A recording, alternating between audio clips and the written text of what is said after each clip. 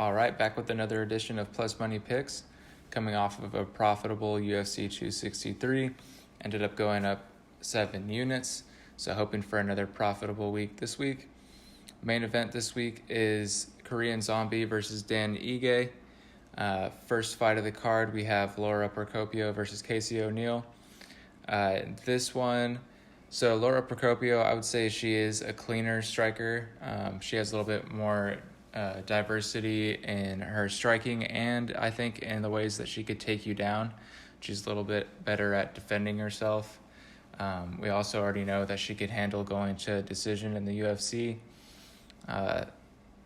She doesn't necessarily throw bombs like ONeill is. ONeill is just going to swing at you hard. And what I don't like is she did get kind of close to getting armbarred by Molly McCann, who isn't necessarily known for being that great of a grappler. But she has proven to be a bit more durable in tough fights against solid opponents. And so then, going to the ONeill side, like I said, she's just not that great defensively. A lot of people are going to be buying into her last fight a little bit too much, but if you look at Shanna Dobson in the UFC, she only has a 14% takedown defense. And the only thing is no one in the UFC has really tried to take down Procopio, so we don't know necessarily how well she is at defending takedowns. But yeah, Casey ONeill, she's really just going to be throwing strikes just to try to get close to Procopio, and I just don't think she'll have quite enough tools to really take Procopio out of there, and I think Procopio could just edge this out by decision. As far as odds go, Procopio is a favorite in this fight. She is currently minus 146 looking at Bet Online, but I was able to get her at minus 140.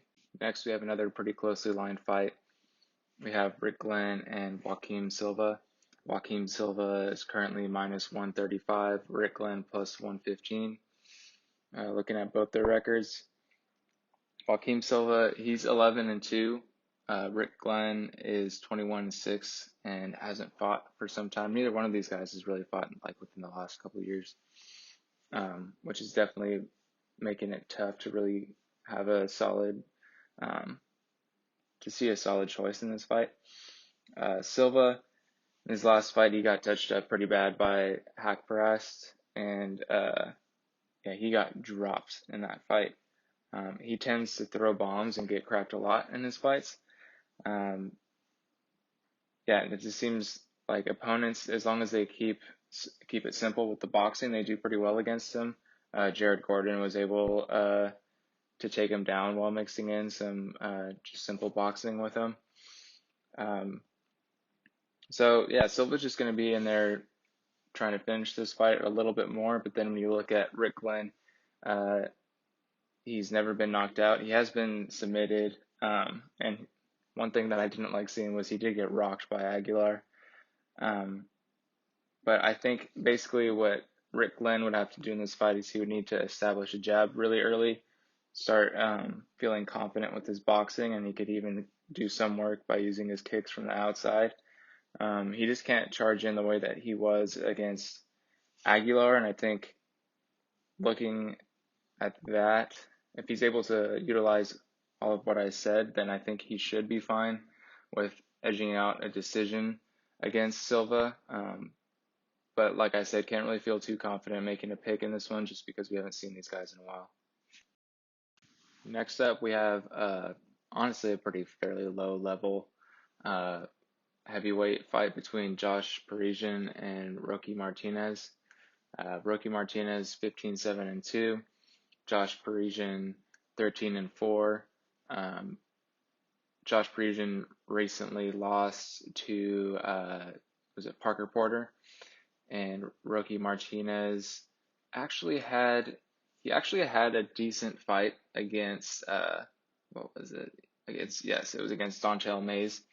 He kind of came back a bit in the later rounds of that fight, but still not the greatest performance. Roque Martinez, like in most fights, he's going to have a reach disadvantage Parisian will have a 7-inch reach advantage over him. Parisian's probably going to be throwing a lot more in this fight just because Martinez, he's relatively low volume just because with the size disadvantage that he has with a lot of these heavyweights, he can't really rush in and expose himself all the time. He kind of has to wait for opportunities where he ends up inside. He can't just be throwing and exposing himself because these guys have so much reach that they could pop him all the time. The one advantage, I guess, that Martinez could have in this fight is Parisian hasn't really shown that great of cardio, and Martinez can still be going in the later rounds. Parisian, I mean, he struggled while being pressured by Porter, but I don't think Martinez is going to have that same kind of pressure, and I think Parisian just being able to use his athleticism to, throw kicks, mix in some spinning attacks, I think he'll be fine. But I think a lot of people are going to look at Martinez and assume that Parisian's going to knock him out. But I would actually be leaning more towards the decision for Parisian. But with how close the line is right now, Parisian being minus 134 on BetOnline currently and Roque Martinez plus 114, I would rather just bet it straight and not have to worry about it because knockouts can happen at any point in heavyweight fights. Next, we have Matt Semmelsberger versus Chaos Williams. Chaos Williams currently minus 155 on BetOnline, with Matt Semmelsberger being plus 135. Matt Semmelsberger 8-2, and Chaos Williams is 11-2.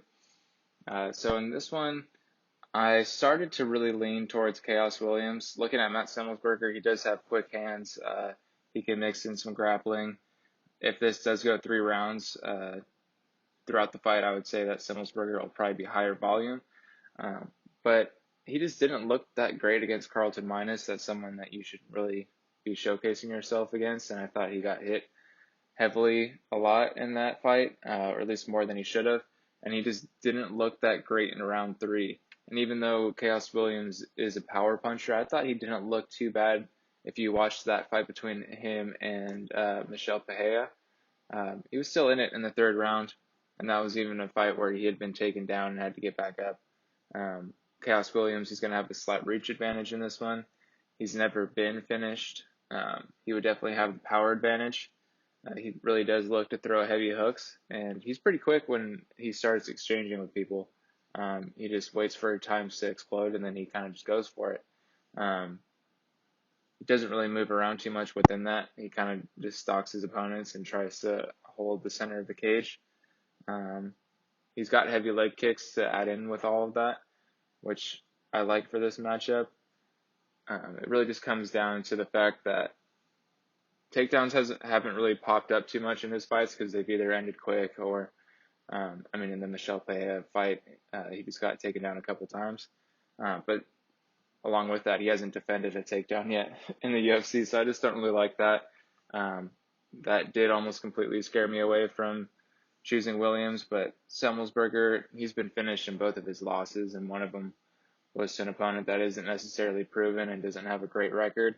So at this point, I decided to take a stab at Chaos Williams, and I took him as soon as the line dropped down to minus 155. Next, we have Vina Jandiroba versus Kanako Morata.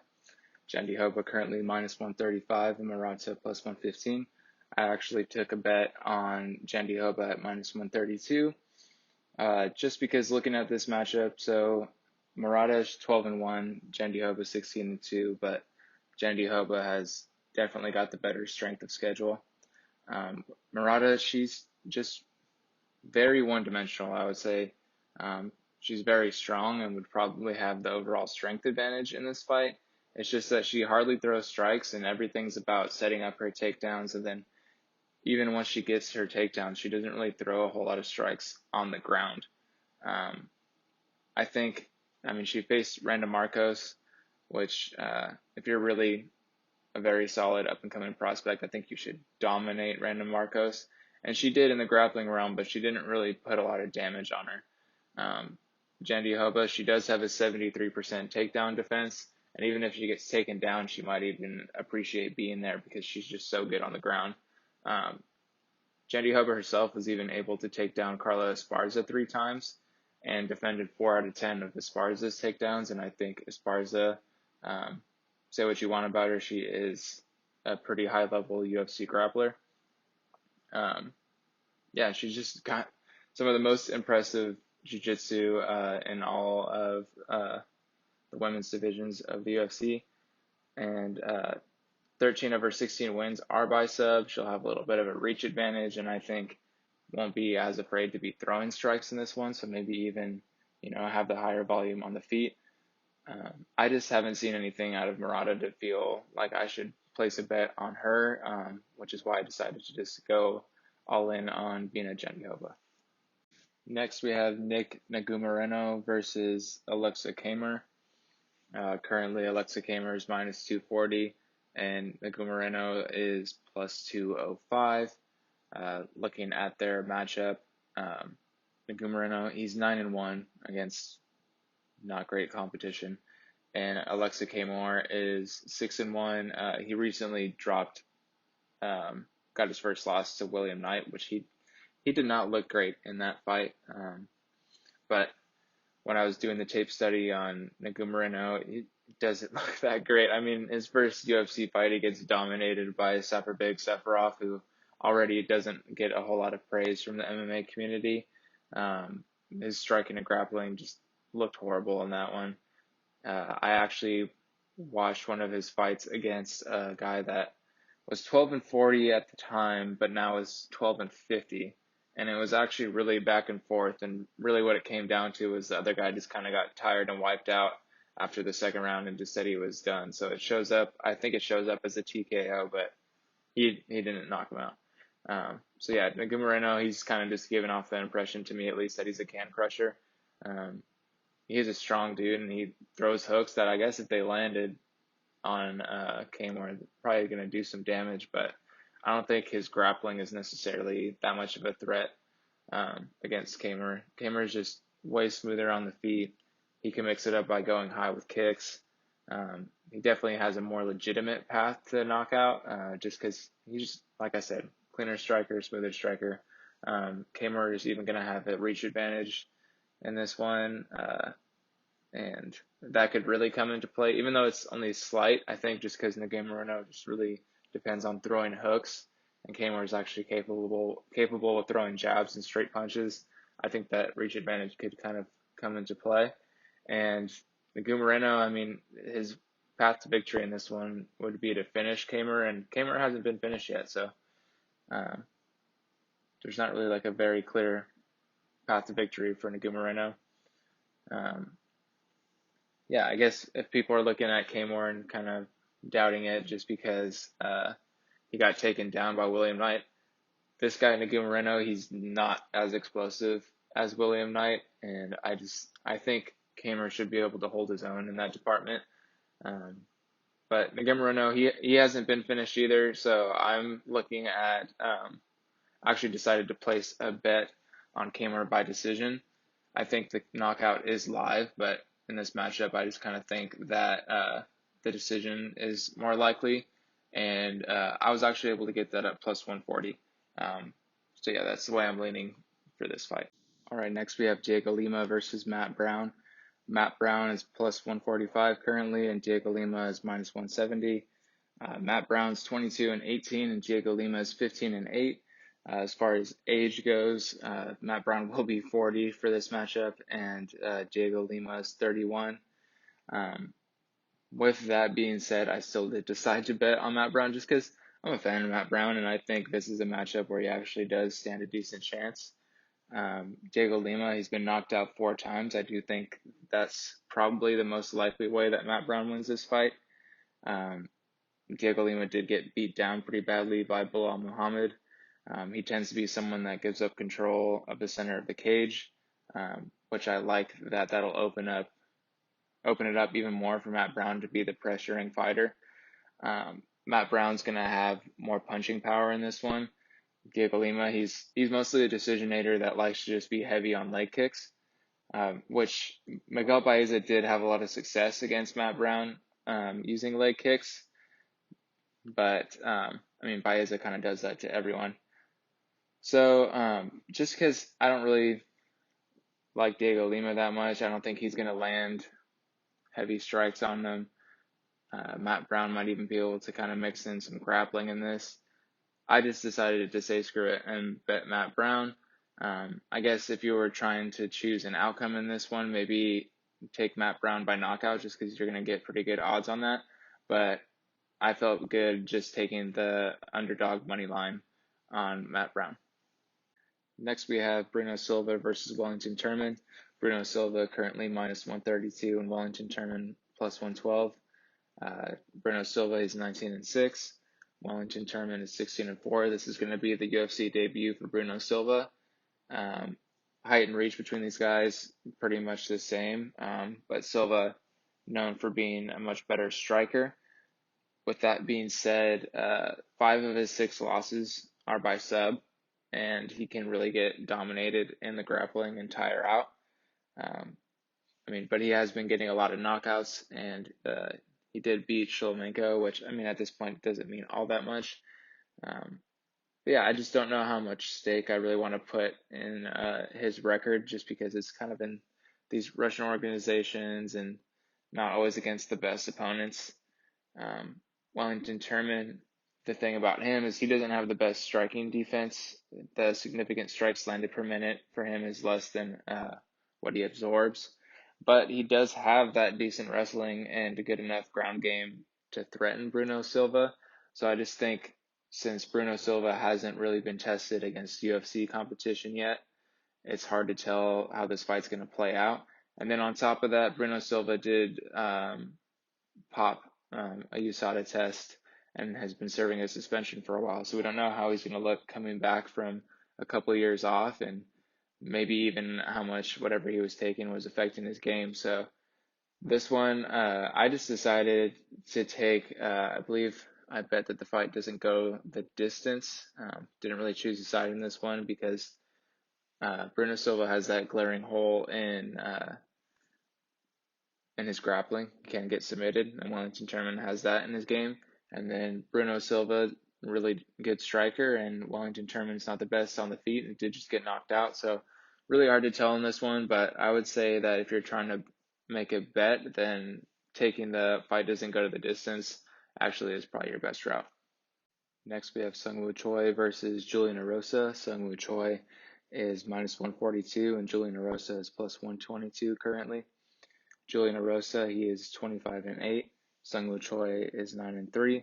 As far as size goes, these guys match up pretty much the same. So starting with the Seungwoo Choi side, he does have solid hands and has a good kick game. He'll beat lower volume, but he'll also defend himself better on the feet. He has faced some high-level grapplers and done okay, so if Julian Rosa is trying to add that into this game, I think that Seungwoo Choi will be able to defend himself pretty well.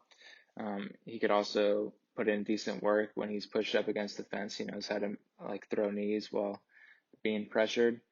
The one thing that I worry about just slightly, is Seungwoo Choi has been subbed, and Julian Rosa is 11-0 by sub.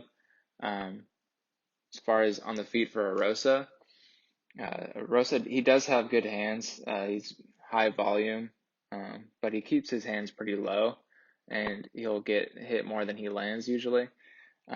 He's sometimes durable. There's some fights where he takes a lot of damage and keeps going, like in the Woodson fight, but then we've also seen him get knocked out fairly quickly before.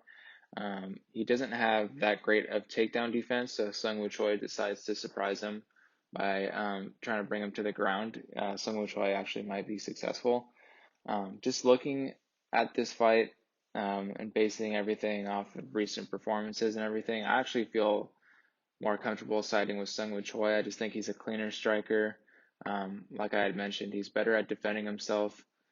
Julian Rosa just likes to fight kind of wild and just make it kind of more of a slugfest. So I'm going to go with the more methodical fighter and Seungwoo Choi. And that was also a bet of mine. I actually got it when Seungwoo Choi was all the way down at minus 130. And I've considered betting Seungwoo Choi by decision on top of that. But currently I'm just sitting with taking them by the money line. All right, the next fight we have is actually a rematch. We have Marlon Vera and Davy Grant. Marlon Vera currently minus 197, and Davy Grant is plus 172. Marlon Vera, he is 18-7-1, and Davy Grant is 11-4. Height reach wise, these guys are pretty similar, with Marlon Vera having a slight reach advantage. So looking at the stats, Davy Grant technically has better striking stats, but I think Marlon Vera is definitely the cleaner and more methodical striker. Davy Grant, he's been heavy on leg kicks, and he's shown power in his last few fights, but he was also dropped in both of those KO wins that he has recently. He's 35 years old versus Marlon Vera being 28. And if you're looking at his UFC losses, all of them are by sub. If you're looking at Marlon Vera since his loss to Davy Grant, he's had 8 finishes since that loss, and 3 of them were subs. And then Marlon Vera in the last 5 years, all of his losses to pretty solid competition. I mean, he just went 3 rounds with Aldo and actually did pretty well. So I think Marlon Vera is going to do pretty well in this fight, and Davy Grant's going to struggle with an improved Marlon Vera. I don't really see a path to victory for Davy Grant, especially with the fact that Marlon Vera, he's never been finished. So I think even though Davy Grant's been getting knockouts recently, I don't see it happening again against Marlon Vera, and I think Marlon Vera wins this fight by finish. And looking at Tapology in the co-main event, we have Alexei Olenek versus Sergey Spivak. Although I hope that they switch that up, because there's really no reason that this should be a co-main event. Sergey Spivak currently minus 225. Alexei Olenek is plus 190. Olenek 59-15 versus Sergey Spivak being 12-2. Yeah, so Alexei Olenek, he's coming off of 2 straight knockout losses. He's 43 years old at this point, and yeah, I mean, most of his losses in the UFC have been by knockout. Just things are not looking good for him. If you're looking at the Derek Lewis fight, when that first round ended, he literally laid down and had his legs up in the air. I just don't think he's really able to endure these fights anymore. His path to victory in most fights is by submission. He only has 1 knockout in his UFC career. Looking at Spivak, he's 6-0 by sub. Although he hasn't really faced a lot of people that would be a submission threat. And Spivak, he's only been finished once with being knocked out by Walt Harris, which can happen. He's 26 years old compared to Olenek's 43. And his last loss was to Marcin Tybura, and that was the start of Marcin Tybura's run through the heavyweight division that he's on. So I just think Sergey Spivak, he's the fresher, younger fighter, and there's really just not a whole lot of reason to be betting Olenek at this point.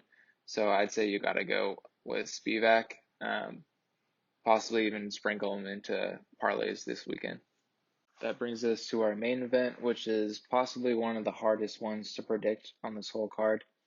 We have Dan Ige versus the Korean Zombie. Dan Ige, he is 15-3. Korean Zombie is 16-6. As far as odds go, they've been staying at minus 110 each. Height and reach pretty similar between these guys. Dan Ige, he's never been finished. Korean Zombie, he's been KO'd in every UFC loss besides Ortega. Although against Yair Rodriguez, it was in the final second that he was knocked out. Dan Ige, probably going to be the faster striker in this one. Korean Zombie likes to counter. He likes to, in some fights, he'll just kind of sit there and wait for his opponents to do things. So it's possible that Ige is going to be the one with more volume in this fight. I don't really know if I believe that Ige has the punching power to knock out the Korean Zombie, even though it's pretty clear that it's possible. I don't think I really see him subbing the Korean Zombie either. Both these guys have submissions on their records, but I don't see that coming into play. Uh, Watching Ige's fights, I do like the work that he does going to the body. He just finds ways to stay active in fights, and he looked fine the first time that he went all 5 rounds. He went all 5 rounds with Calvin Kattar. He's a very powerful striker, and he didn't go down. So Dan Ige wasn't always the biggest fan of him in the beginning, but slowly coming around to him, and I think he is a really talented fighter in this division. It's just that the Korean Zombie's been at the top of this division for a while and always is a really big threat. So it is really hard to decide. Um, but I mean, Korean Zombie, if he's winning, it's probably going to be by knockout in this fight, and all of his knockouts are in round one. And I don't see Dan Ige being someone that's going to go down in round one. So just even based on that, I think I'm going to take Dan Ige by decision. It's not a very confident pick, but just after watching tape, looking at numbers, Dan Ige, he could be the one that's mixing in takedowns. The Korean Zombie hasn't gotten a takedown since 2012. I just kind of think that there's more pointing to the fact that Dan Ige can win this fight. So yeah, I'm taking Dan Ige by decision. So those are my picks and predictions for UFC Vegas 29. Everyone make educated decisions with your bets this weekend. There's a lot of fights that could go either way. So yeah, I hope everyone does well, and good luck to everyone out there.